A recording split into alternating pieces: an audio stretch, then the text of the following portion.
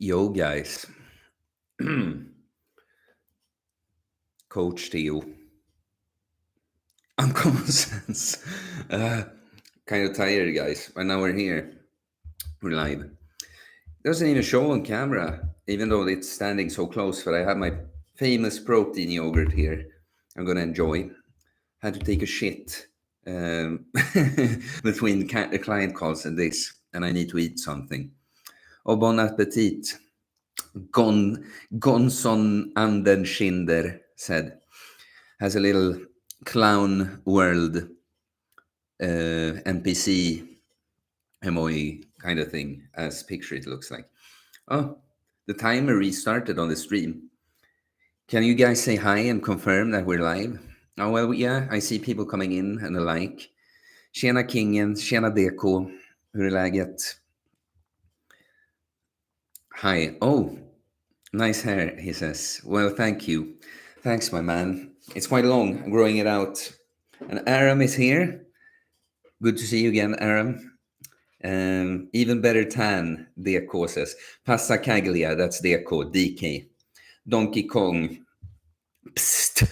Fred, 1980 says. First. But you weren't first, bro. Unfortunately, some people were, before even the stream started, they were here. Disney Dobie, Michael, what's up, my man?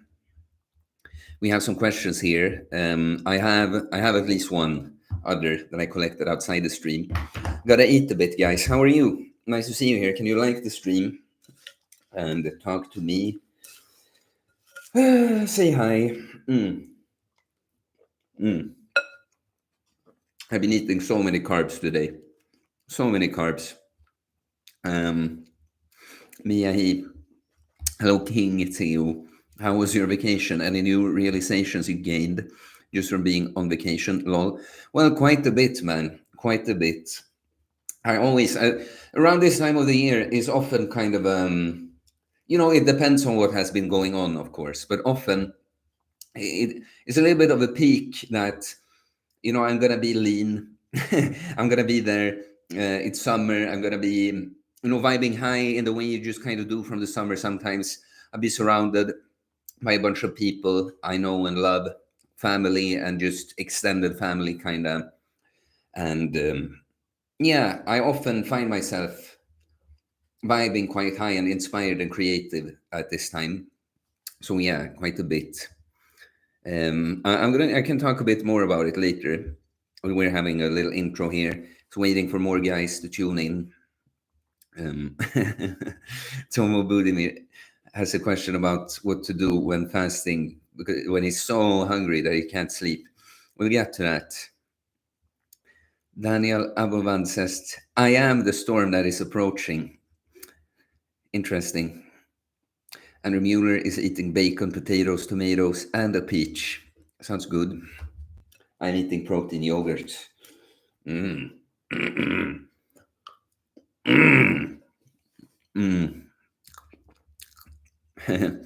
DK, absolutely magic seeing the 17K follower count next to your name.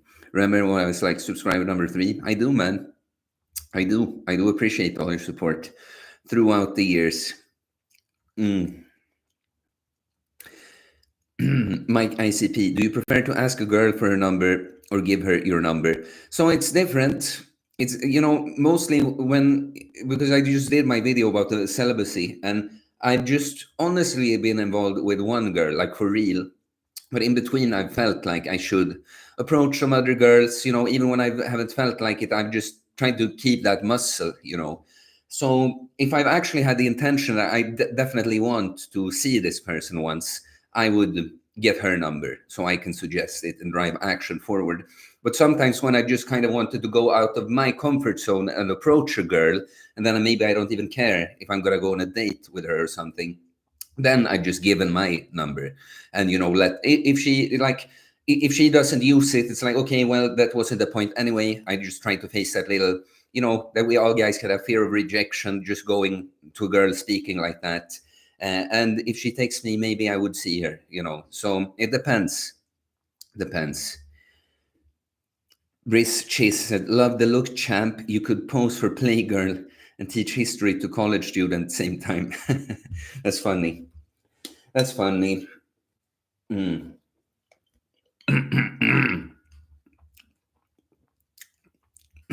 Tomo Budimir is fasting today and tomorrow, so no dude for me, but he meant food, of course. Like the stream, guys. Like the stream. I'm gonna talk more, answer questions longer when I finish eating. What I gotta eat. I've been eating so many carbs. I'm so depleted, guys. I'm so ripped from vacation. I always get ripped on vacation, guys. I have the opposite problem to most people. I'll show you. I can't bring stuff up on the screen yet. I don't have a fasting software. But yeah, you see in the thumbnail even of this stream. Let's see, where's the pic I'm looking for here? In the thumbnail, it's from the same. But look, this is on vacation shape. Last day on vacation. Yeah, so I've just been drinking so much juice today. I ate like 1.5 kilos of watermelon. And yeah, of course, I've eaten protein, eggs, meat, and this protein yogurt too. Wrist cheese, jealous. Well, what happened? When you have a lot of muscle mass, high metabolism, and vacation doesn't mean that you just start drinking beer and eating crap and that. It's like, it's more because I don't have my base structure that I have at home. And I don't replace it with just eating crap. I just end up eating too little. You know, I do that so often that I just change the place of two words in a sentence. It's like if I watch back a YouTube video sometimes, it's like great flow, but two words are changed.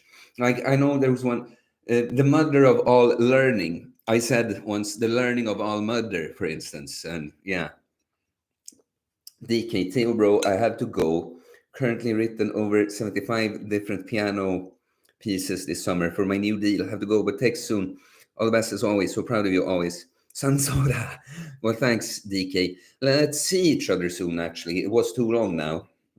Let's have a meeting. I want to hear more about the pianos. I know stuff is happening there for you. So let's meet up soon. Okay. But thanks for the support as always, bro. OG. And if you don't get it, I know this guy in real life too. Moonshiner, would you change anything about your routine if you were age 49? Well, I guess you were age 49, but it's like, I don't know how to answer a question like that because where you are at right now at age 49 is probably a completely different place where that I'm going to be at age 49. I don't mean that as some sort of like insult or put down, just factual that yeah, I would change things for 49, but probably still what I do wouldn't be the same that you'll be doing, right? Like at 49, probably I'm, in like within, let's say 5 years or something, I will probably have completely maxed out muscle mass as much as I can. And maybe, hopefully, at that point, I have a girl and maybe a little kid, even. Like, we don't know everything that's going to happen in my life right now. But point being, there's going to come a time where just driving numbers and muscle mass up isn't a huge goal anymore. So I would reduce the volume I do. Maybe I'll, like some compounds, maybe I'll do safer versions of them or whatever. I'll do more. I already do some athletic stuff, but some more athletic stuff. But you see, yeah, I would change them, but I'm not necessarily. I mean, what's your situation is the interesting thing here, really. John den Kloke. What do you think about every day is arm day? That's a funny saying, but not something you should be following. You can have an arm day, but like what I think about it, it's like not a good idea in general. Well, like, yeah, I think having every day is whatever day is not a good idea. Like the stream, guys. I know there are some questions I haven't answered, but I'm waiting when I don't have to take break to eat. Trying to just greet everyone and answer little shorter things right now. Like the stream. Like the stream. Oh, yeah, guys. I'm so exhausted. I'm feeling good, but I've had a, vacation for me. It's not so much rest. It's like rest for the soul. It's rejuvenating for the soul. But man, depleted. Sleeping too little, eating too little, being super active, playing with all the kids. All the kids where I was loved to play with me, and like I couldn't show up until I have 4 kids around me pulling me literally in different directions. So I'm feeling good, but I'm just quite tired. That's why I decided to have a live today, so we can just freestyle and talk to you guys a bit more instead of speaking, making some point to the camera for myself. One of my hairs in the yogurt.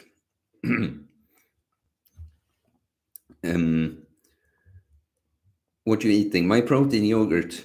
If you search my channel for protein yogurt, you'll find a video from like a couple months ago when I show exactly what this is. In the same bowl, even. War Dog, how old are you, bro? I'm 31. I'm born 12th of December, 1992. So I'll be 32 in 4 months plus. Thanks, John the Kloke says. Do you have any go-to anabolic thing you buy at IKEA as a snack? Well, I don't really do much snacks, but actually, like now when I was on vacation, like I said, I end up losing weight and under eating, no matter what I do almost. So, like I tried to fill up on some snacks. Generally, what I snack on, I drink juice, kind of intuitively. I love juice. But now I also bought some rice cookies, that I don't do too much. Because there are some additives. It's not the worst thing, but it's definitely not like a health food. It's starchy carbs with some bullshit additives, basically. But so I've some rice cookies. I've had these like dates, that they add taste flavoring to, but I'm gotten kind of sick of them. But they are good ingredients. It's not the crappy vegetable oils. It's coconut oil and stuff. But yeah, we're talking specifically about snacks. Those would be the things. I bought some protein bars on this vacation again because I was just under eating, right? Just trying to get in more food calories.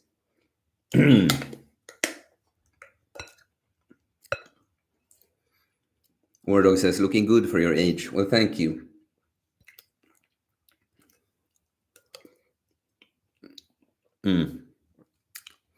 Your head said, yes, good channel, bro. How's it from South Africa? Yeah, you were the one that texted me a bit on Instagram today, right? I'm gonna get to your question also. John Smith, I have different muscle insertions on most of my muscles. A lot of them have asymmetries. Should I give up on trying to fix it and just embrace it? It bothers me a lot, but there's nothing I can do. Yeah, well, it probably bothers. Like I've noticed that a lot of, and this speaks to how much we obsess and overthink things about ourselves. Because I've gotten this question quite a bit similar. And look, I'm very imbalanced. You wouldn't think so, right? When you see the picture I posted and that. But really, if I tried to show and emphasize all the imbalances, you could probably see them.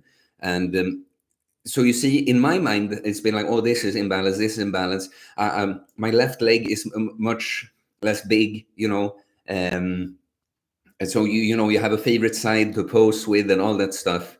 But in the end, like to you, I don't come off as very asymmetrical anyway, right?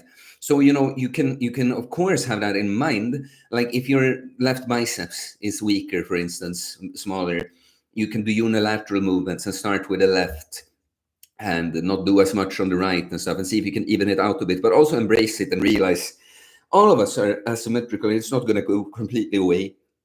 And you see, you don't have to let go of it completely, like trying to do something about it, but kind of just accept it and maybe kind of realize that maybe the asymmetries are bigger in your head than in anyone else's.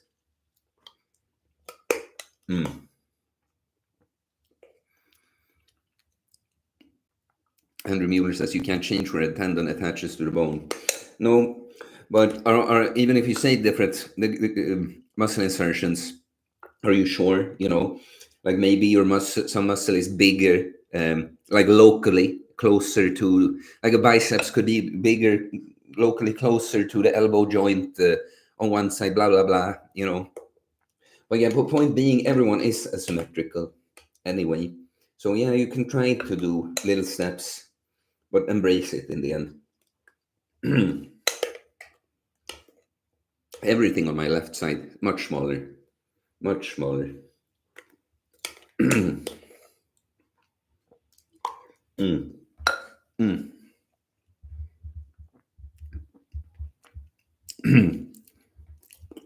It is possible for muscle belly between tendons to get longer, Andrew says. Yeah. I mean, they've shown it's not something, I think, many of these things that they show that are possible, it's still something I don't think people should focus too much on.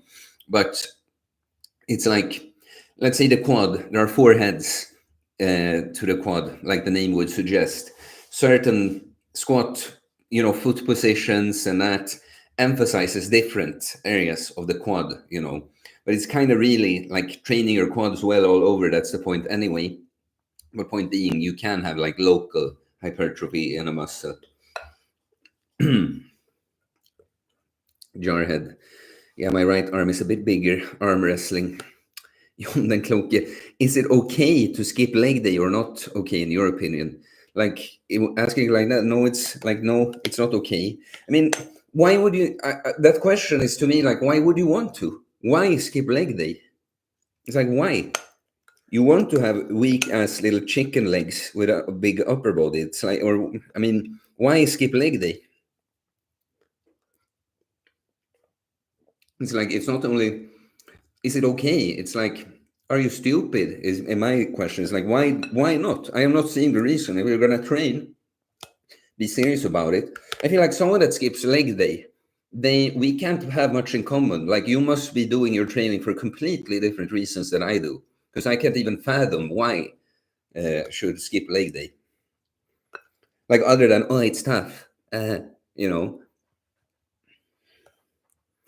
Tomo Budimir says never skip leg day.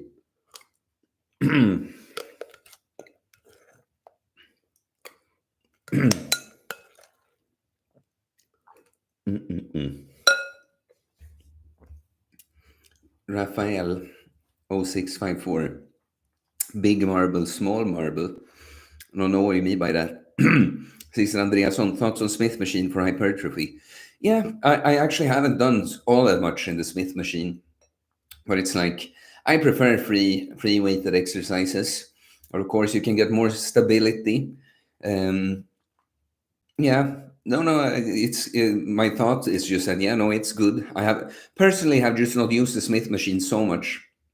Like the main exercise I've done in a Smith machine is like Bulgarian split squats to be able to use a bit more weight and add some stability into the movement. But it's a great movement with dumbbells too.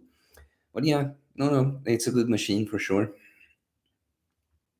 Like, because I don't hate on equipment mostly, even if it's not something I tend to use generally. But I'll say this: that I'd use the Smith machine for some accessory work and that. But generally, the way of lifting I kind of preach and like myself is still that it's not just hypertrophy. Like that's a big goal for us, but we in the end we don't want to be dependent on a Smith machine. At least we want to be able to do these movements when we actually have to create the stability ourselves, right?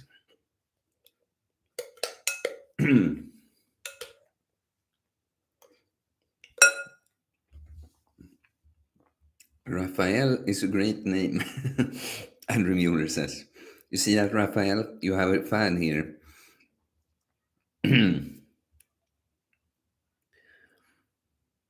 Jon den Kloke, if it impacts too much of your everyday life when you get too sore. Well, this is something I thought of recently. That some people have asked me, like, how can you train to failure all the time? Like, I get so sore. I am sore for days if I train to failure. It's like, I realize that I'm almost always assuming that this person is as consistent as I am. But of course they're not. Because if you were training to failure always, you would just adapt. You would stop being so sore for days. Because I don't. I can train to failure everything and barely be sore the next day. But it wasn't always like that. Mm, same thing. Your leg days are. You're doing something wrong if your leg days always leave you like sore, that it impacts your everyday life. Danny Neese says he dances 6 hours per week on average. Nice. I want to dance too.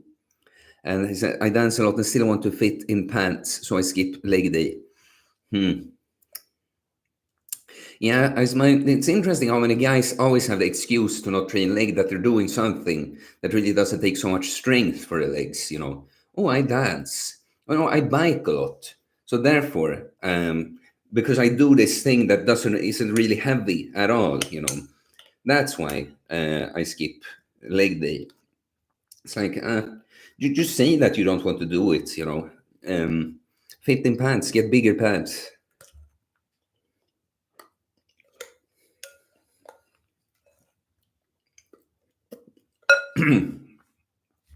John Smith, legs is just not a priority for some people. I leave it at the end of my sessions, but don't skip it. No, but the thing is, even if you're not gonna blow up, like, oh, I want the most huge legs ever, prioritizing like some deadlifts that don't even just count as a leg exercise, of course, but deadlifts, squats, Romanian deadlifts and stuff. It's not just your legs you're gonna be training from that, and it's like this has carryover to everything else. So yeah, I mean, not a priority. That's one thing, but yeah, no, I like most people's excuses to not do leg day. I'm just not buying at all. It's like okay, you're too lazy. You don't prioritize it. You work on the shallow muscles more. Tarun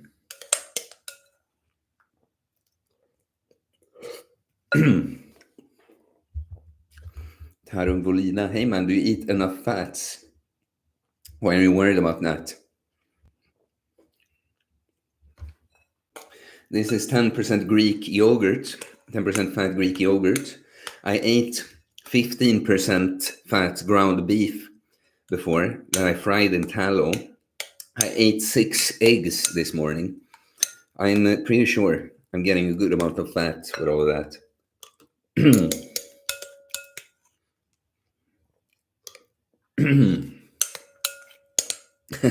Danny Meese says, you're probably right. It was a dancer guy.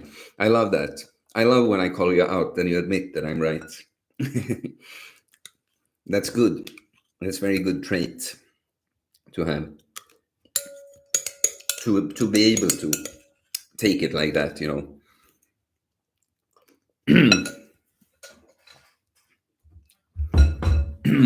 Okay, I'm done with them. Andrei Rublev said, Jon den Kloke, you are allowed to decide for yourself if you want to train your legs. Yeah, I mean, you're allowed to decide everything for yourself. I'm not deciding anything for you. I'm giving my take, of course. Oi, oi, oi. That's an interesting question from Mia He. What are some things that would make you not want to coach someone? Any such cases? There hasn't been many, actually, because in the end, when you do quite a personal content like I do, and especially the elite service, it's quite expensive, my highest program, but it's going to weed out some less serious individuals, right? But yeah, there have been some cases like that. So we'll get to that. But that's actually a very interesting question. But what I was going to say is that when you weed out people like that, most people I end up working with, I think just are great. Very easy for me to work with. It's really just, all it is about, it's really for me, is that I have to put off time, right, for our calls and doing things in between, being responsive to messages and such. But it's like, it's just that I have to use some of my resources for it, but I do enjoy it, if you see what I mean. But yeah, there are some cases like that. But let's start over here. Ethan said at the start of the stream, and he's asking, I can see because he's not going to be here live. He's going to look back after. Hey man, I will be missing the first part of the stream, but I wanted your thoughts. If I'm still a little sore from a workout on Saturday, should I wait to start my 60-hour fast or just go for it? Have a good stream. So, you know, if I'm still a little sore from a workout on Saturday, should I wait to start my 60? And you're starting it today, and you worked out on Saturday. Well, okay, so if I'm getting you right, that you're asking that you were a little sore and you worked out on Saturday and it's Monday now, I think you can go for it. If you're still a little bit sore and you've been eating today, so you're starting it today, you ate protein today, you're going to be fine enough. Absolutely. And it's not like you couldn't train and start a fast like sooner, and like that it's like a big deal. But to me, when I optimize fasting and training, it's like when you train on a day, well, eat on that day and leave one more day of eating, and then I would start after that. And now it seems like you haven't have a day more, so that seems fine. Gonson Anderschinder said before, he's late, this is treason, and I thought that was funny. But then he said bon appetit too, a little cocky cat emoji. Andrei, that was a snooze, by the way, guys.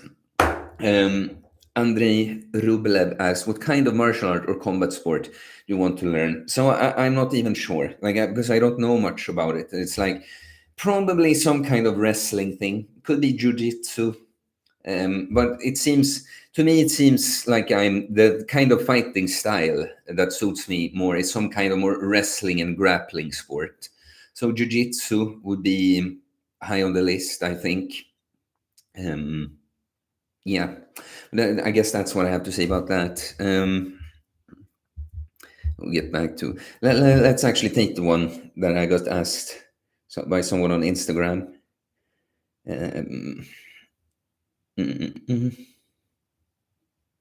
Oh, did I? Oh, no. I just saw something unrelated. I guess I never told Instagram that I'm live. Maybe I should do that. Sorry if they have a little dead air. Well, it's not really dead. I'm talking. Um,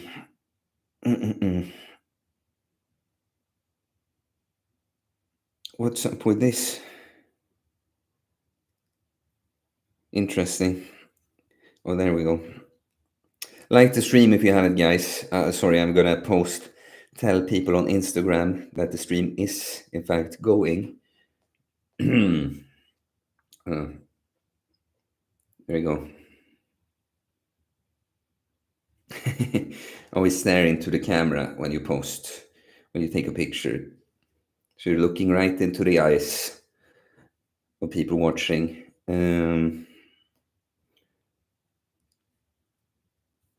Live. Luce. Live now. Luce. When I type fast. Live ended up. Okay. I'm back. Oh, yeah. Scattered mind. Of course, the reason I actually went in on Instagram was to see this question. Okay. So let's see. You mentioned that you prefer doing a 72-hour fast every week. And he says he does the same. Do you have any recommendations as to the days where you eat? Do you still apply some restrictions, or is it basically a free-for-all and made up for during the long fast? I merely want to lose a stubborn 2 to 3 kilos of fat. I'm a lightweight boxer weighing a mere 60 kilos. Regards from South Africa. So, yeah, I mean, I would eat, if you're cutting and you're fine with it being a little slower, stick to your maintenance calories on the eating days. Like I sent you the food addiction reversal protocol video. And even if food addiction reversal isn't your main goal there, like following that structure will work quite well for your goal. And because that with that whole routine too, the point is to not push food, like being extremely low on food on the eating days, because you're sort of practicing eating, just decent food on a good routine like that. So for your goal here, of course, if you would like to lose it even faster, you could even restrict the food more on the eating days. But generally, find a good structure that makes you stick to your maintenance calories. Use the fast for a deficit. So you see, it's not a free for all made up by for a longer fast. It's kind of like, no, the luxury of having done the fast is that you don't have to deplete yourself on a daily basis, but still don't go above maintenance, though. That would be my answer to that. And yeah, Mia, this with vacation and realizations. Let's leave like that's kind of probably what I'm going to resort to if the chat is a little dead. So let's leave it to more like direct questions. Tomo Budimir asked, he had a question: what to do when I'm fasting? When I'm so hungry that I can't sleep. So look, this depends on your goals with a fast. Honestly, when it's also something I'll say that if you just roll with it, getting less sleep on some fasts, you will adapt eventually. Like sleep used to be, because sleep in general has always been a tricky thing for me. That's why I'm actually mostly doing quite well with it, because I've been forced to be very serious with my whole bedtime routine and stuff. But since sleep has always been quite tricky for me, it also was when fasting, right? But I'll just say that after having done a lot of fasting, it's like my body has adapted. I deal with fasting a lot more. So that's one thing, that just know that many things, even a thing like fasting, is a skill that the body adapts to eventually. Second thing is, though, if you're doing it for weight loss purposes, and the sleep really is an issue and it gets in the way, if you can do something and now not be so black and white with the fasting, like eat a tablespoon of honey or something that kind of just makes the stress hormones kind of go down, release a little bit of that sympathetic nervous system response that you're getting. That's what's making it hard to sleep, you know. If you can take something little like that, that's like, you know, 50 calories, maybe 100 calories tops, you know, like if the purpose is weight loss and not some kind of just integrity, testing your integrity, can I be away from food, can I say that I'm not going to eat anything for an amount of time and then do it? Like, do you see that for weight loss, like someone that has, let's say, even let's say someone with quite low metabolism, let's say 2000 calorie maintenance calories. I mean, if you eat 100 calories on one day, it's as good as nothing still, right? And if that helps you sleep and you can stick to that, do you see that for weight loss, it wouldn't really matter if you did something like that? So that's the thing. Either you just suck it up and see that you're going to adapt over time, be able to sleep better, even on a fast, or you incorporate having a little bit and probably carbs, you know, to turn off the brain nervous system.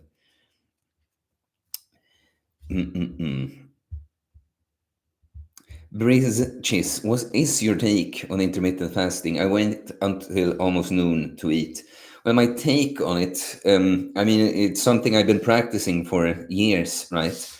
It's, to me, it's just when we live as a little modern human being and we have these structures, you know, to me, having like the 16-8 as a sort of baseline for how you go about your life and eat, um, it has good long-term effects, like your blood sugar, insulin more stable. You deal with like hunger cravings better, and just having this type of restriction seems to work out for a lot of people, that without feeling too restricted, they just kind of end up, it's easier to get and stay lean with intermittent fasting.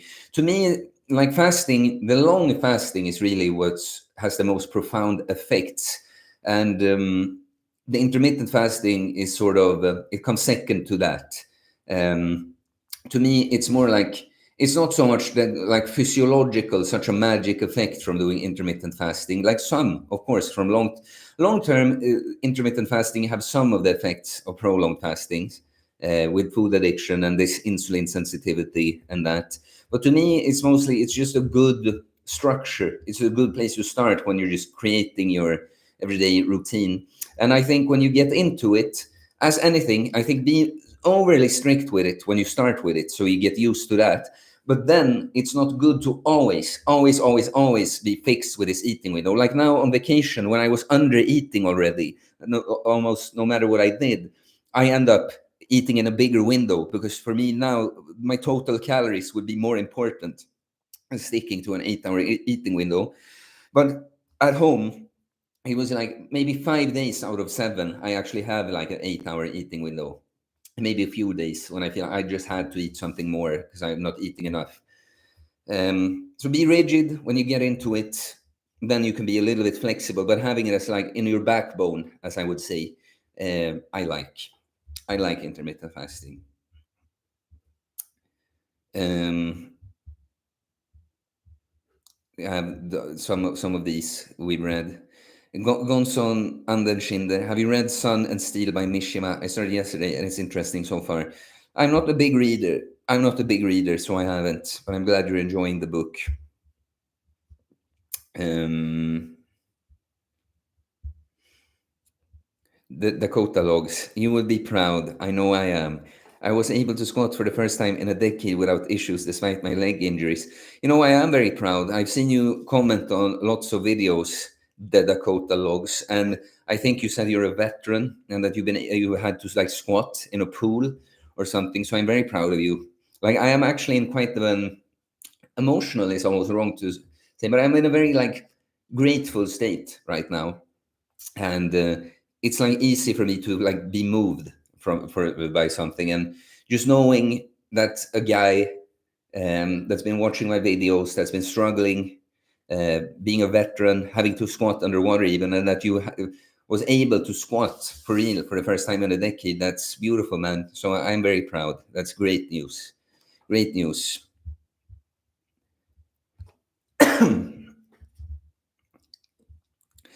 Tomo Budimir asks, what's the best way to lose belly fat?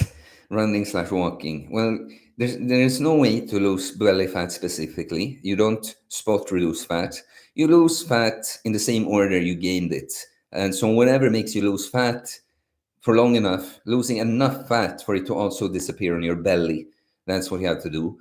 I have a video in this room, but when there was more of an echo here, so maybe I have to redo a video like that. But it is fat loss uncommon sense style 101. I talk about everything there. But you know, the best way, whatever gets you there, first of all. But yeah, running and walking a lot will be good. Focusing on protein in your meals, resistance training, putting on muscle for the long term. You can also do long fast, but this kind of very low quality question, what's the best way to lose belly fat, as a very general statement, there's no one answer to that. It depends on a whole bunch of factors. So yeah, I dissed your question the way you phrased it. You got to realize that, guys, that I'm going to be quite direct with some things like that sometimes. But it's in the end, I'm just trying to improve our mutual communication, right? Because that's the thing. As an extraordinary communicator, like I am, you pick up on that. That it's like, if you want this, you want a good, high quality answer from me, you need to give me quality input. So yeah, to answer that question, I would need for who, in what situation. It's like different answer depending on that. And if it's so general, well, is already a general fat loss video on this channel. Jarhead, yeah, I do legs 2 to 3 times a week, and I arm wrestle. Arm wrestling, kind of annoying sport. Like, it's kind of cool. But it's I could see myself get into my head suddenly, because do you know, to me, a thing like the activity in the end interests me less than training for it, because it's training. It's going through the process of getting better at something and thinking about what can I do to support this. So when I start thinking about arm wrestling training, I'm like, okay, shoulder internal rotation, definitely. Obviously the wrists, right? Obviously more the biceps and forearm, not so much triceps. And yeah. Hmm. Let's see. Andrew Mueller says that after a while of getting sore, you learn how to still walk well. Yeah, exactly that too. You're going to get less sore the more adapted to training you get, but also you get used to it. It's like it's not the end of the world to have some soreness. Sillard Enyedi. I have a hard time incorporating abs, cable crunch, woodshop, bicycle crunch to the 6 days week training, push pull legs twice, or skipping a half leg day in favor of abs. All right. Yeah, I mean, look, see, this is a good quality question. It like puts it in context, right? So yeah, I mean, look at it this way. you can it depends on how serious you are now, and but you could do that like temporarily. Let's say that you I make something up now. The leg day would typically be 5 exercises, and probably the first couple ones are the heavier ones, right? Well, if you cut out the accessories for a while to focus more on abs, that would be okay. But that's also kind of the thing about speak about these topics with people individually all the time, right? So I have that today too, that maintaining progress is a lot easier than pushing progress forward. So let's say you want to, like, I want to really focus on the abs. My abs are lagging, but my legs are okay. Well, then we can cut out some leg volume for a while to make more room for ab volume. Because I know what you mean. Sometimes, like going through a complete leg day, it's like both time, but maybe getting to the abs when you're completely exhausted or something. So yeah, you could do that. What you also could do is, like, I've had like these misc days, that I had put my training program has been for a long time now, not push pull legs twice per week, but upper lower rest, push pull legs rest. I do this little air quotes on the rest because I put other misc stuff there. So I put abs on these days, for instance.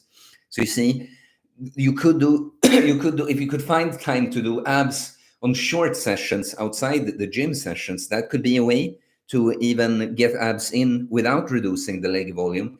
That's why I mean, it depends on how serious you are and how much time you want to dedicate to the gym. So hopefully, from what I told you there, you have some little different things to work with. But this was it's an example uh, of a quality question. It puts it in context. It's not just like, how do I get abs in? It's like it's putting it in context. Um, let's see here. Is someone here and angry? Because I see that it looks like some guys have been defending me a bit. Oh, this Yonzuk guy. Something about my celibacy and all that been criticizing. I see. But he was too ashamed of it and erased his messages. Gonson Anderschinder said he just ate the chunk of butter yesterday. Easy snack if it's late and I'm hungry. Yeah, if you're someone with higher metabolism, that weight loss isn't your issue. That would be a good, effective snack. Michael Medvets, you just reminded me I need to make some tallow this week. Did I or did the other guy do? Miyai, what are some things that would, oh yeah, we are on that one. What are some things that would make you not want to coach someone? Any such cases? Well, honestly, I don't want to just take someone's money and have them not do the work. So when I feel like the person just isn't ready, I mean, I can just show you, I can read. You're going to see some real, genuine, honest salesmanship if I find this conversation with a guy. Where let's see, where were he? Like, so that's someone, he didn't become a client, right? But someone that doesn't take it seriously. It's like he just texts me from beginning, hey bro, I want to make my body like you. It's like, I'm not, because I'm not greedy. I want clients, right? But it's like, I'm not gonna just like, oh please, you're showing that you're lazy already with your first message, right? So I answer cool, and I get a couple of voice messages, and he said something unclear about wanting to become his best self for the body, and at that point I'm kind of like, okay, so he has picked up some of my messages at least, like, okay, maybe I was wrong. So I send my programs, the little list I have when I do it. I have a video that I still forget to link everywhere when I go through my programs. I send a list in writing, and then I said, that's how it works, my man, because I guess he asked in the voice, how does it work? And then he answers that he wants my second bro. I want mindset training nutrition program. I can afford $150 a month, and it doesn't cost $150 per month. Okay, it costs $296 per month, and then there's a discount, like I reward commitment. So it's, for instance, $746 for 3 months. So I just respond to him that you can't afford it then. Like, I'm not going to try to make the sale to this kind of guy. He's like, you can't. I just say you cannot afford it then.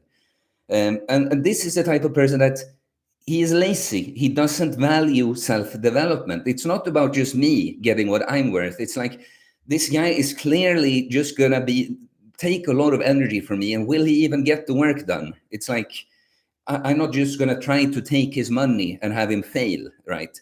So, and then he says, when I say you cannot afford it, then he says, let's start 225 a month from Monday. And then he puts after, I mean, $250. It's like, that's still not one of the options, So, and I responded that the way you reached out was extremely lazy, and now you're trying to bargain with your self-development. You are not serious. I will raise the price with $50 per month for every time you try to haggle. You see, I'm trying to be helpful. I'm trying to make him value his self-development by raising the price for him. And he says, I already agree with $746 plan, but I can pay monthly, $250. That's what I'm trying to say. And look, that's not what he was trying to say. He tried to pay $150 per month first, and then he says $250 per month. If he meant that, he would, and was serious, he would have said, well, I would like the $746 for 3 months, but I don't have that much money. Can I pay you monthly? And sometimes I would be nice and let some people do that, but generally not on the second option. On my elite program, I do that sometimes, But now, the way he has just made it so I don't feel like working with this guy at all, right? So I just said, that was not clear, but still no. Not worth the hassle for me. I see it as very likely that you pay for 1 month and then disappear after failing to follow the program. And I'm not being rude, just honest. If you want to take 1 month for $296, you can do that. And if you want to continue after, I can let you do it so it makes up to the total of $746 for 3 months. So you see, I am offering him to do a sort of part payment here still. One last time, I do that.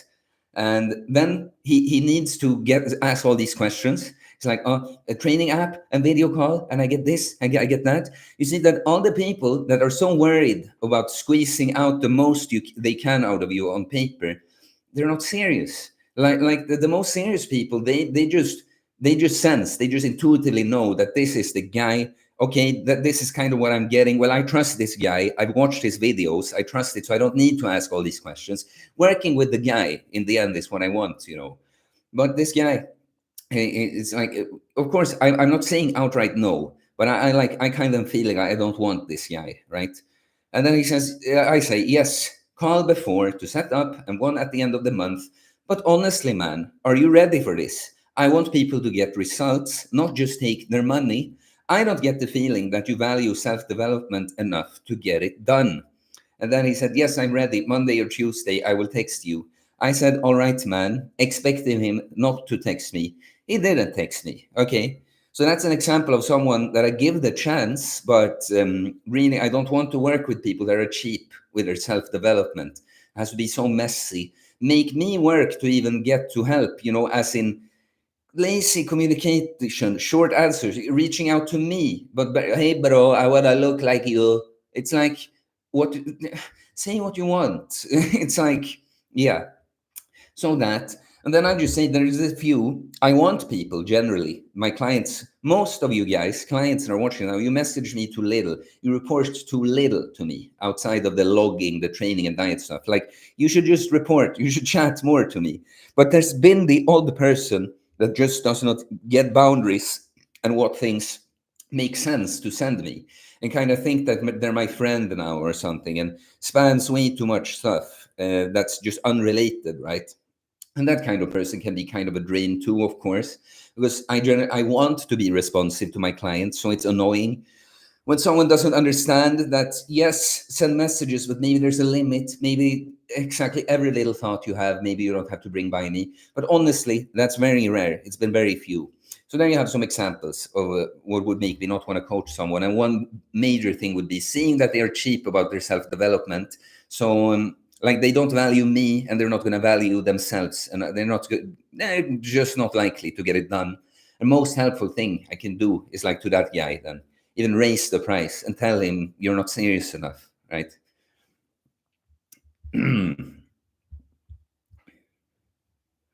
Let's see. And Danimis had to hop off. Well, keep up the message and the journey. Same to you. Keep up the journey. Tarum Volida, do you like cheese, like the good quality ones? It's a good source of calcium. Yeah, I like cheese. Bruno Rodriguez, hello. Hope you are doing well. Well, I hope you are doing well too. Um, And he also asked, how do you deal with your workouts when dry fasting? By not doing them. Like, it's not so important to train when you fast. That's what I try to make you guys understand all the time. If you eat protein and train well all the other time, well, don't worry so much about it when you're fasting. That's never going to be the most important thing, to train when you're fasting anyway, okay? So generally, if I do something on a dry fast, it's like, oh, if I pass by, if I go on a walk or something, maybe I go do some dips and pull-ups way not to failure at all, but generally you just don't train when I fast. Sixten Andreasson, I've gone from 82 kilos to 87 82 kilos to 87 kilos in 2 months. It's 194 centimeters. You think this surplus is too much? My waist hasn't increased in size. I think sometimes for me, when I start bulking, it's like I almost had to get ahead a little bit. So, if you chill a bit with the food and not necessarily try to gain weight for a while now, you can sort of cruise on the body fat you already gained. And then at some point you might want to add weight again. But no, I don't necessarily think it's too much. But just like, it's not that you shouldn't be, like what I'm saying is that you gain this much in 2 months would be all right. But like, I don't want you to gain another 5 kilos in the next 2 months. Like maybe 1 or 2 kilos in the next 2 months would be a good goal. You see, I feel like sometimes getting a little head start on the bulk like that is good, but don't keep that rate of weight gain. 16, oh no, it was just that Bob Smith, get laid in cell. That's fine, funny. Oh, that's the guy you tagged. And John's UK is also wild. Nah, sex is great. You on the cloak, you said celibate is good. Well, yeah, sex with the wife, with the girl I'm involved with. Like that's the thing. That's some guys don't really understand that. Like when I talk about all of this with that, it's like I'm putting on this. Like I'm saying, I've denied girls sex for 5 years. Like it's not that there's always a girl like that just actively tries to have sex with me. It's that I've not even inserted myself into those situations. And I'm not claiming that, like, oh, yeah, there's just every woman just wants to sleep with me. But clearly, if I went for it, I would have an issue. It would be difficult to make happen if I actually tried to, right? So it's just a humorous way of presenting this. And also in my video about it, I tell the specific circumstances that led to it being like actual celibate for 5 years and not just like doing less of that. It's not entirely a decision. It's sort of a life circumstance thing too. But honestly, this is one thing that a lot of guys don't get. I actually do not feel good about sleeping with a girl that I'm not going to be in a serious relationship with because I don't feel it's moral towards her. I am adding to her body count. I am setting a poor example that hooking up is all right to do. I'm having like a bad effect on the girl in that way. Like, yeah, maybe this sounds exaggerated or I'm taking too much responsibility or something. But for my just selfish pleasure of, oh, should I just have sex with someone after 5 years? It's hard for me to feel moral about it, even if I wouldn't judge I'm such a bad guy if I'm completely honest about it. But that's the thing that like kind of keeps me from just going from having sex. Yeah, so for me, it's more about yeah, finding a girl I actually want to be in a serious relationship with, and then that would come. But honestly, I'm also open to it, just allowing myself after 5 years. But man, so many of you guys just get it wrong completely. Andrew Mueller, 16. Okay, yeah, no. Ethan, hey man, if I'm still a bit sore, yeah, but Ethan, I answered your question already. You're gonna have to rewatch the stream, okay? Andrew Mueller, Theo, I really think your neck is a bit wider than 3 months. I bet you train it weekly, or maybe just the camera angle. So what it is, man, is that I've trained it twice per week but now it's pretty much almost a year. Okay, I started around this time last year. But what it is that I'm leaner now. So now the gains from the neck training shows more. Um, let's see, like, because I knew this all along. This is the thing, guys. 1 year ago, I was thinking when I started training, it's gonna be cool to see what my neck looks like, especially when I've been cutting, because you know what the process looks like. But I see, I find the picture I took when I was kind of flexing the neck, where it's very much that it's because it's leaner that you can see all the new veins and stuff on it.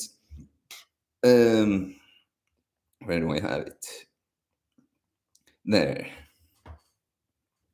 So can I get that? Okay, it's getting a little because of course this is not ideal, but you kind of see, you're not seeing all the neck or all the veins and stuff, but it's much more detail of the neck now because there's less fat, right?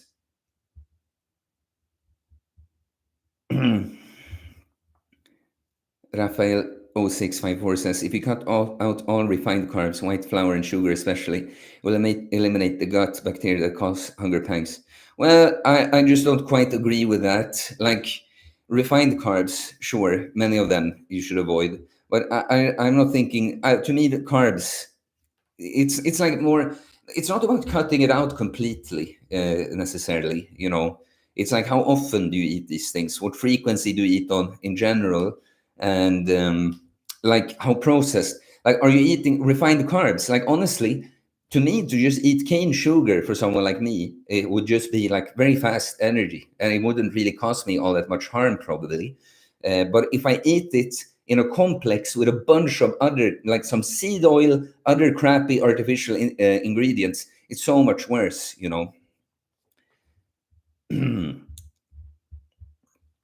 John's UK here. Um,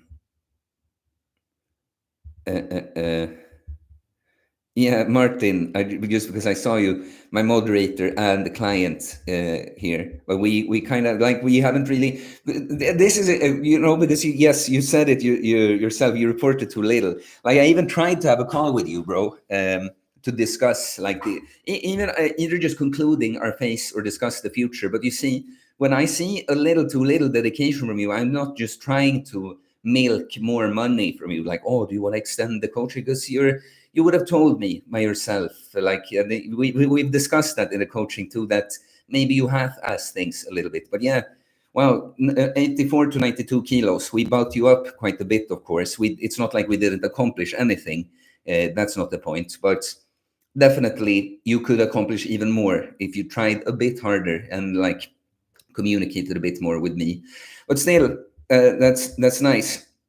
You did make good progress. It's like, but to get to the next level, now you put on some muscle, but to get to the next level, you'd have to be a little bit more serious, a little bit more precise with everything.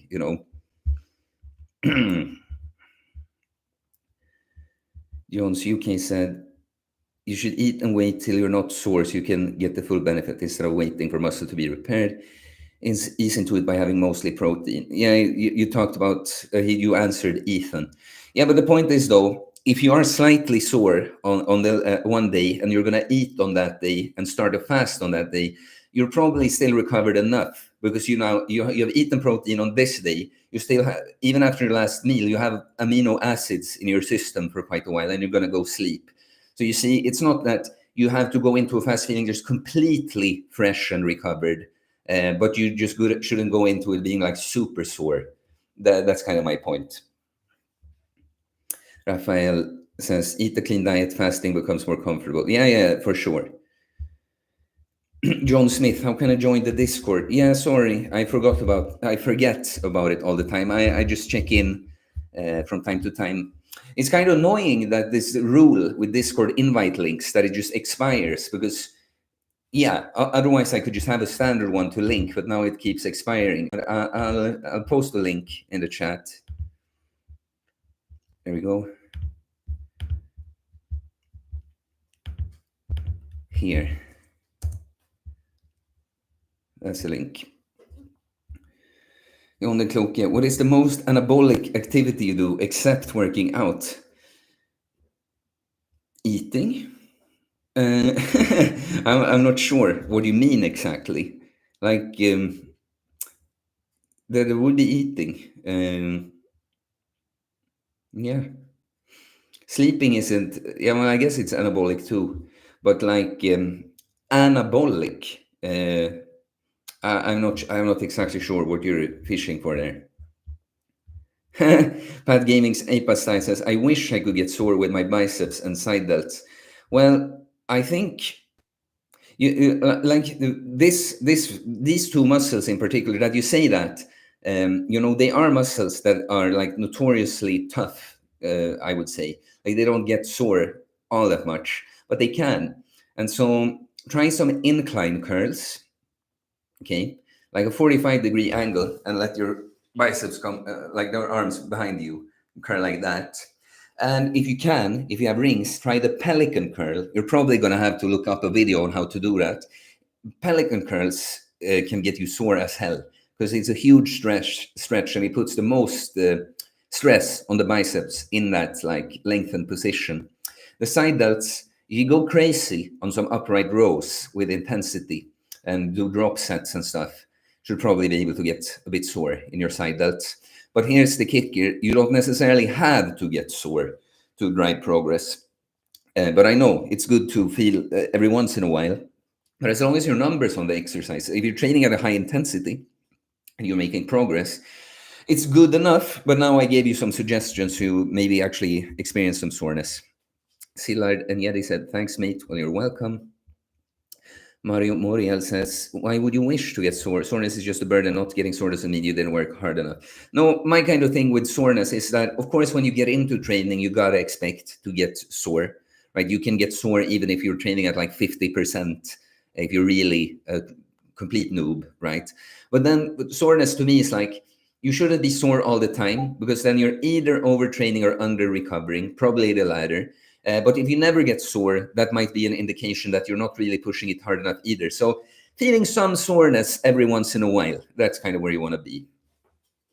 Jay says, soon 18-inch arms on my bulk. Well, what do you weigh? What do you weigh, Jay? You're 5'6", you're a short king, but what do you weigh? Emilia Pajur, Zilard, Magyar, Magi? I guess you're asking Zilard if he's a Hungarian. And Pad Gaming Apa says that, good damn, that's big, Jay. Yeah. Yeah, and you're saying you responded with your height, but not your weight. So let's hear the weight. I feel like that meme from American Psycho. Very nice when you say 18-inch arms, 5'6". Very nice. Now let's see your body weight. Now let's see your body weight with those 18-inch arms. Mario Muriel. Yep, me and my friend joined the gym and I stuck to it while he was coming once a week at best. And when I changed gyms, he told me he was thinking about joining a different one. Like, bro, keep your money. Yeah, exactly. Like, yeah, because, for some people it works that they pay for a gym membership. Especially, I know some people that even chose like a more fancy gym. Like, so they have maybe access to some other stuff in the gym, but mainly that it makes them pay more. So they have to value the gym membership more and they actually go to the gym more. If that works, that's great. But if you're someone that wasn't enough, yeah, well, then you're just wasting money, right? Big guy in James. Hey, Theo, bro. Hey, bro. OG here too. Nice to see ya. Jay. Yeah, yeah, yeah. How heavy are you, Jay? Yeah, still not saying your weight. Ha ha. Pat Gaming episode. Did you do dedicated arm days to reach that size? Asking Jay. Yeah. Emilia Pedro, are there any girls here in the chat? There mostly aren't. Like the viewership on this channel is like 97% male or something. Still, it's disproportionate that the women that follow tend to comment like more. You see, of the total followers, way fewer are women, but they are still overrepresented, like proportionally, by like engagement. Jay, what's y'all's fave cheese? I like Edamer. That's funny. FD says, why drive fast in the first place? Why not? You would, do you want to go about life never knowing what that's like? It's like all the people that question doing things like this. It's like, don't think so much about what you're getting out of it. That you, it's like you get to try to do crazy things in this life. Like why question so things so much? That's kind of it's like my mace when I'm swinging and the hammer. You get a question, what's the purpose of it? Why do you do it? It's like because I want to mainly, and yeah, good conditioning for the shoulders and wrists and all blah blah blah blah blah. But mainly, I just want to do that. It's like the first dry fast I did. It was just as a challenge, just to see if I could do it. It was nothing specific I was looking to get out of it other than that. Mario Moriel, I don't understand people who haven't had the courage to step into a gym once and all of a sudden want to spend their money in coaching. You think you need guidance when you haven't even gotten lost yet? Well, yeah, true. But for some people, it is again depends because for someone, that might be the thing that pushed them to go to the gym. Like I've taken examples so many times, but mobility coaching that I got. I was of course going to the gym already, but for whatever reason, I never started the mobility training. But when I paid my friend, so he made a program, and we're in touch about it. Now suddenly I started doing it. So yeah. Why? Yo, Theo, hope you've been well. Thanks, man. It's good to see you. I hope you've been well too. Love this. Yeah, super. Like, no, you haven't engaged all super much in the chat. But always say hi. You just positive energy from your short messages. So appreciate you. John Smith. They want to take the easy way out. Spending money easier for them. I guess that's probably when I was reading through the guy that didn't exactly deny coaching, but didn't exactly try to get as a client either. Carbless 88, do you shiver intentionally after cold showers? No, no. Like, why? Do you mean for like fat loss or something? No, I had two different approaches to the cold stuff. I do a cold shower every morning, and the point of that is not really cold therapy. It's more like using the cold as a thing like, oh, this is resistance. It's something that's uncomfortable that I just have to push myself to do. It's more a mindset thing. Always starting the day facing the resistance, and I don't have to be in there for more than like 30 seconds. But of course, it's a little way to wake up to. So not shiver necessarily, but I will, instead of trying to remain calm, I actually play into kind of like because I want to kind of turn on a little bit of a stress response there. But when I actually do cold therapy, like I'm gonna have on my balcony here in the winter, I have this not bathtub, but kind of badbalja in a Swedish, a little portable bathtub basically. I'm gonna do like actual sitting in there for a longer time. And many times there, what I do is not necessarily shiver intentionally, but I don't heat myself up. I let my body, apart from me sitting in there still and finding more of a calm breathing, I also let my body heat itself up afterwards by itself. Okay. So not shiver intentionally, but I have these two different approaches. Moriel, don't neck pumps feel awkward as fuck? Forearm pumps feel super hard. I can't. The feeling of imagine isolation neck work.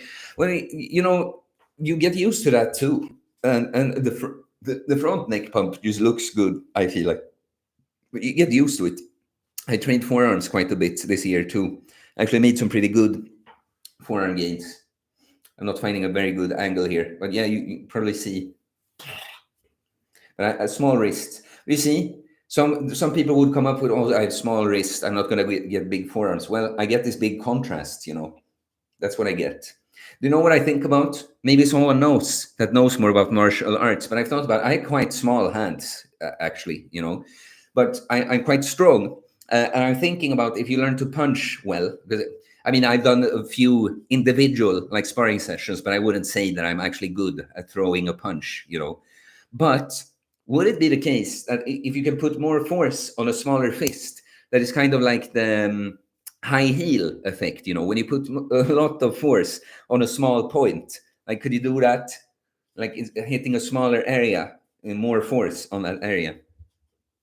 Pants of Vans. Yo, Theo. Well, yo. Martin, I was, by the way, sick at that week too.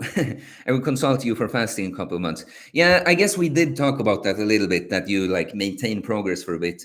But yeah, I'd be happy to. I think that I actually, for some of your problems, I think going through one of these protocols with some more regular fasting, I think apart from cutting, I think would do you quite well.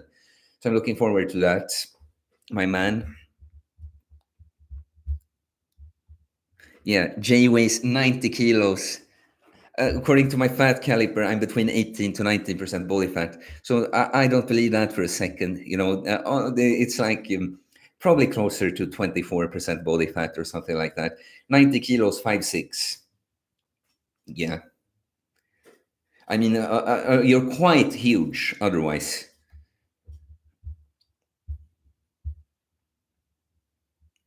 Like I'm not trying like you, bro. You know I like you, and I'm sure you have good gains. I've understood that much.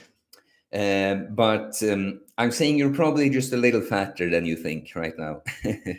uh, let's see, Szilard and Yedi. Lots of people are just socially afraid to start without guidance. They want someone to hold their hand in the beginning. Yeah, that's true. And there's nothing wrong with that. But you know one thing, guys, that especially on my elite program, my more expensive program, you will be surprised by many of the guys there. Many of those guys, they are way above average performers in many ways because they are people that understand the value of self development. So they are not investing in coaching with me because they feel they need it absolutely to reach their goals. They just know that it will be very helpful for them. It's a shortcut, basically. Um, yeah. So it's funny that people, some people, they are cheap. They haven't come as far, and they're cheap about paying less. And a person that's come further by themselves wouldn't necessarily need help. They're still more willing to spend more. So that's the funny thing. Like the people that are ready to invest the most, they are more serious. It's like it's so many things that you can see on people's behaviors like this. It's like the people that pay me for coaching are generally way more respectful for my time, like almost too respectful, like I said, messaging me too little. While someone that hasn't even paid can see no boundaries and just ask a bunch of questions on Instagram, and I have to tell them before, because I'm not the one that tries to keep it. It's like, oh, I won't answer if you don't pay me for my work. I always want to give some free value, but of course I have to set some boundaries, even thinking about the fairness towards the people that do pay. It's like, if I'm going to be available for free to everyone anyway, why would someone pay, right? So do you see how that's funny? Like that people that pay for self-development pay more, they're generally doing better. What a coincidence. Same for me, of course. I've invested a lot in my self development, particularly with the training. I learned a lot and was able to do a lot myself. But the mobility and then business coaching and more mindset coaching stuff that I've invested in for myself. Muriel, I agree. That was me at the beginning, but online guidance at the beginning is really not going to help. But that's not true, man. Maybe it wasn't for you. I understand what you mean, but you can't just say that in general. I am actually helping some people. Like there's someone that I've decided to help without them paying me. That is in sort of a special situation. But of course, then I don't have to be as available. Like I don't have client calls. But that's because I saw potential in this. It's like a nice girl, actually. And that because I know that kind of all she needs to know is some things to do. We get a little program and go do some things. So you see, I did that, and I just let her. Sometimes you can send a message and just tell me how it is. But so online works well for some people, but maybe it wouldn't have for you. You said what worked for me was joining the gym with my friend and both of us embarrassing ourselves. I feel like you learn so much by doing that, by studying. Yeah. That last part, absolutely, that you learn more by doing than by studying, of course. And that's what I did right when I started. That I didn't just study. I was looking at a lot of information about fitness and training, but I was going and doing the thing at the same time. And I have a big section on this in my training book too. I talk about that, like use the gift of the internet to educate yourself, but don't get stuck in education above application. Actually apply the things you read about. And you're going to notice that You learn for real. Now you know what it's like. You don't have this just idea. It's this is what you know, right? Pat Gaming Ape style. I check out the Pelican curl. It's true. I'm likely making progress, just as sometimes would like to get sore. Lol. Funny how I hated soreness when first working out, and now I chase it sometimes. Yeah, exactly. By the way, guys, maybe send a super chat if I brought any value to you at all here. I would appreciate that. Rob, I'm gonna go soon. I'll probably stick around for maybe 15 minutes tops now. Robert, Fest du sausage. Yes, on this channel. Yes, absolutely. It's mainly for the men. I appreciate the women that are here too. But of course, it's mainly for men.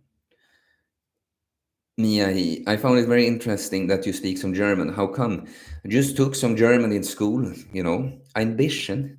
Ich spreche ein bisschen Deutsch. Aber nicht viel.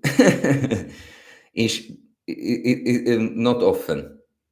Nicht oft spreche ich Deutsch, aber ich verstehe mehr. Disney Dolby one. He sent a $4.99 US super chat. Very much appreciated, man. Very supportive guy, Michael. Thanks a lot, man. He didn't say anything. But he sent the super chat. Thanks, man. Jay, I don't look fat though. No, fatter. It was comparative form. Fatter than you think. Fat Gaming's APA style. Do you train forearms every day, Theo? No, I don't. I don't know where you got that idea. I've been training them kind of 3 times per week for a while, but different amounts on different days. Now, when I was away on vacation, I didn't train them directly at all because I kind of did minimum to maintain, basically, when I was away. Joan loves music. And advice how to find the energy to work out after a long day at work. Maybe you're not supposed to train then. Maybe you're too tired. Maybe train before work instead. Honestly, I recommend all the people that have more of a work like that, like a 9 to 5 kind of job. I, of course, don't know exactly what you have. But honestly, if you can become a morning gym goer, it will make your days better. You'll start the day with a win, right? So you go to work, having done the work on yourself before you do the work at work, right? And then when you're done with the workday and you're tired, now you can just rest. Boom. Ethan, I just found your response. Didn't expect it to be in the middle of the stream. Thanks, bro. No, it was because I started out eating, and so I kept the things I had to answer longer for later. Mario Moriel. Yes, small wrists and small hands are an insecurity of mine. That's why I love working on my forearms. The contrast is crazy. I honestly am not insecure about anything with my looks anymore. I have small hands, and I can joke about it. Like, I felt like I have kind of a boy's hands. Now there's a little bit rougher there from all the lifting, of course, but kind of soft here still, right?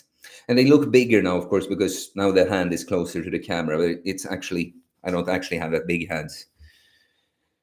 Carbless, there is this Huberman protocol with shivering, supposedly fat burning and brown fat increase. Anyway, I feel good after some good shiver in the morning. Shock therapy, the same for me. It's the best. All right. Mario Moriel, or Pat Gaming Apasile quotes him and says, true, big forearms make a big difference for small wrists. Roki, first time I saw someone holding the weights in between arms and chest was you while squatting. I was surprised how comfy this is. I had a lot of back pain. You mean the searcher squats? Today I tried this method and it was super comfy and I had no back pain the first time for a long time. Yeah, that's great to hear, man. That's actually one thing with the searcher squat. Because the body is close to your, the bar is close to your body and also a bit further down. If you stay quite upright when you squat with it, it's not gonna, of course you're gonna activate your lower back, but less axial loading, you know. So that's great. I've actually programmed it for clients for this reason. Singing, dancing, muscle man. Do you ever deficit deadlift? I've always thought standard deadlift height was arbitrary and would be more uniform. To always deadlift from immediately above the toes. Any thoughts? Some people can even lift more from a deficit. Like, it depends on what you're aiming for. Like, I'm just trying, because it was some time. I have deficit deadlifted, but to me, it's probably like I'm just thinking, like, honestly, what you're doing by doing more of a deficit is probably that mainly you're bringing more quads into the movement, because you're probably going to flex your knees more now. So I mean, it depends on what you're looking to get out of the movement. I know what you mean. That some I agree that some exercises, I think the depth is quite arbitrary, but with the deadlift in particular, it's kind of like, well, to me, it's mostly a hip hinging and posterior chain movement, and you just use some quad drive at the start of the lift, and that's probably what you're mainly going to add more of. So I mean, if you enjoy them, I get that. But for instance, today I got a super chat, so I'm going to get to that. But today I actually did deficit. I did deficit barbell flexion rows. Guys, if you want to see more of my training, you should really be on my Instagram, because I post training clips on my story, something almost every day. And I posted one set from every exercise, 5 exercises on today's workout. But so today, because I'm quite tired, I knew I wouldn't have my typical strength anyway. I did a sort of, I reduced the weight and did like exaggerated even more longer range of motion and stuff. So I did a flexion row from a deficit so that I can completely round my back and lean forward at the bottom and then pull strictly and do like that. So, I'm into increasing the range of motion, but actually on the deadlift is one that I don't feel like it's necessary, right? If I were to do a deficit deadlift, it would be because I'm training to get stronger on the deadlift specifically. And I feel like it's the takeoff, the start of the lift, that's the most difficult. Well, I want to emphasize that then by putting a deficit, right? So that's some thoughts. Carbless. Oh, yeah. Johan loves music. Thanks for the reply. Much love. Appreciate all your videos. They are very honest and relatable. Well, I appreciate you, Johan. Thanks a lot for the support and your kind words there. And I'm glad you find the videos helpful.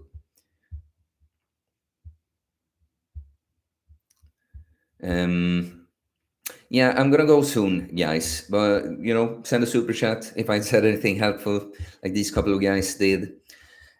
Jay, I store a lot of fat on my legs and booty. I have a good jawline, so honestly, I don't care if I have high body fat at the moment because I don't look fat. But fuck, I just said I was soon at 18 inches arms and crying. Yeah, yeah. No, no. You do you, bro, of course. But it's like 18-inch arms. It's just like for a natural. We're talking some general span here. 18-inch arms, like as lean as I am now, that would be absolutely insane, right? That would be insane arm size to have that lean 18-inch arms. And it's not that it's not impressive, and I'm sure you look great, bro. But it's like clearly these 18 inches are because you're carrying a bit more fat, right? Like it would probably be closer to 17 if you got down to mine are like probably 16 and a half now. And you also asked, anyway, do you hack squat, Theo? I have not very much, but I did a lot this year because I found this gym with all these amazing machines. I did a pendulum squat, and it's of course quite similar to the hack squat, but to me, even more of a quad isolation. It's something with that pendulum. Really, it really feels like you're just extending your legs to move. It's not much. Like I feel like a little bit more glutes and lower back on the hack squat I get. So I have done the hack squat, not so much, but the pendulum squat, that's similar quite a bit. Pants of bands. I've never been a morning person. Haha. Well, I haven't either, man. I had to become a morning person. Sewing. Y says, yeah, the $5 a super chat from Y says sewing. I appreciate that a lot, my man. And what he means is that he's sewing where he's growing. He said that before. And yeah, that's a good thing to do. I appreciate it, man. But I mean, it's a good thing to do. As in, I've actually YouTubers and content creators that I've gotten value of. I try to support somehow. Like if they have a T-shirt or something, a super chat. Of course, is just a sponsored message. I've done that on different YouTube channels. Um, but yeah, when you find that, we should in general in life should support what we find is like a helpful and good thing. Like we have, when we're voting in our life, people think about politics and voting. We're not just voting there, and that probably is kind of a scam, and you're not going to make a difference there anyway. But we can vote with our money, actually. um Mia E. Some guy back in school told me your alien fingers are getting on my nerves because apparently they are very long. I burst out laughing. That's kind of funny. Martin said, I did some searcher deadlifts on vacation. Was brutal. That's awesome, man. I wish you had filmed that and showed me. Hubert Sevzik. Greetings from rainy Poland. Greetings from cloudy but not so rainy Sweden right now. Rocky, just to mention, YouTube is taking 50% of Super Chat for all the perplexed. Maybe send money via PayPal. Should put your PayPal in your bio. I had before. Maybe it isn't here now. But man, it's not 55% though. I don't know where you got that number. They take 30%, which is of course still quite a hefty percentage. Yeah. Why says YouTube takes 30% though. I'd rather give through Cash App. Yeah, guys. I'll put those things in for the future, and maybe now when I'll be streaming from here, maybe I can do Streamlabs and stuff. But yeah, it's like it's funny. It's almost me that's a little lazy with that because I have ways. Of course, people don't pay for my coaching on YouTube. They're taking about money there, but it's just like it's easy when you and having the super chats pop up on the stream. It's convenient, but yeah, of course, 30% is too much. I kind of like that you guys want to make sure that everything goes to me or to One Common Sense. So I should make some effort to just put out those things too, of course. I got a new one. Mia He, €5. The insight I got from your videos and all is worth much more to me. But right now, this is all I can give. Thanks for all, King. Well, I appreciate that, man. And that's okay, of course. Of course, you realize that not everyone can give. And I always try to make that point, too, that, yeah, the super chats and the money and stuff, it's great, Like the more someone can support literally, the more helpful it is, of course. But it's not everything. It's like, engagement, you're already helping Mia by talking in the chat, engaging and stuff. Mia is on the Discord too. But yeah, so I do appreciate that you send something when you can't give much now, but that's the point. It's like people support on their level. Do you know what I think about sometimes? What if if people just like what I do and find what I do helpful? Imagine that every subscriber I have right now supported me with $1 per month. I would have like a great salary, and I could just pour into this and do a lot of value. And individually for each person, it wouldn't cost like anything, but together it makes up a lot. So yeah, little philosophy on that. But thank you, Miyahi. We are at the end of stuff in the chat now too, so I'll end the stream here, guys. We won't have any regular streams for now. The Sunday stream is gone for now, but that doesn't stop me from doing like a spontaneous stream like this every once in a while. Just felt like this after having been away on vacation. Didn't have too much inspiration to just record a video today. Figured I'd go live, shoot the shit with the guys. So thank you everyone that engaged and in the chat and liked the stream and supported with a super chat. Appreciate you all. I'll see you in different videos in the week. And yeah, guys, thank you for today. Peace.